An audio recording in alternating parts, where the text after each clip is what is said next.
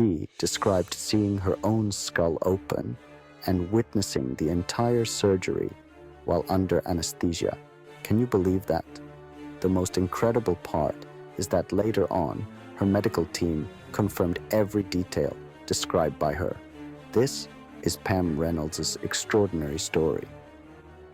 But in this video, we'll take you through quick overviews of 5 incredible near-death experiences, and we'll leave you with a thought-provoking question at the end.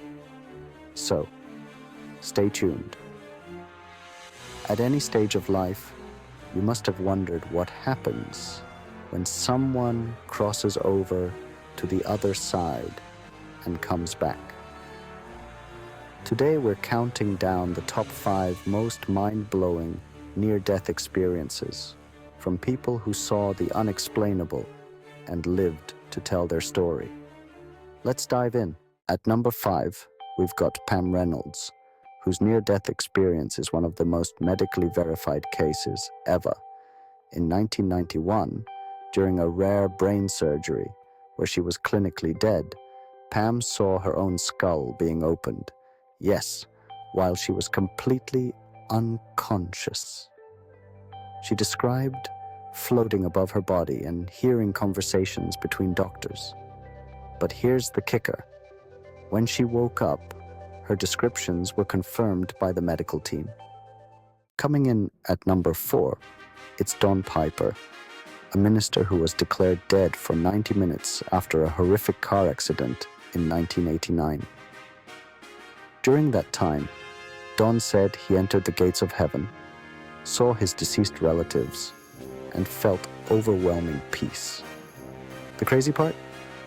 After 90 minutes of being dead, he miraculously came back to life, and his story became a best-selling book and a movie, 90 Minutes in Heaven. Number 3 is the unbelievable story of Anita Moorjani, who was in a coma from terminal cancer. Doctors had given her hours to live, but during her NDE, Anita experienced a realm filled with unconditional love, met her deceased father, and was given a choice: stay in the afterlife or come back. She chose to return, and when she did, her cancer disappeared in what can only be called a medical miracle. At number 2, we have Howard Storm, a former atheist who had a near-death experience after a near-fatal stomach rupture. Howard initially found himself in a dark, terrifying realm. He described it as hell, but then a bright light appeared, and he was saved by angelic beings. The experience radically transformed his life. Howard became a Christian pastor, and his story is told in My Descent into Death. And finally, number 1, Dr. Eben Alexander, a neurosurgeon who was once skeptical about near-death experiences, until he had one himself. In a deep coma from bacterial meningitis, Dr. Alexander journeyed to a breathtakingly vivid realm filled with colorful landscapes, beings of light, and a mysterious woman who guided him. He described it all in his book, Proof of Heaven. And the best part, this hardened scientist came back believing in the afterlife.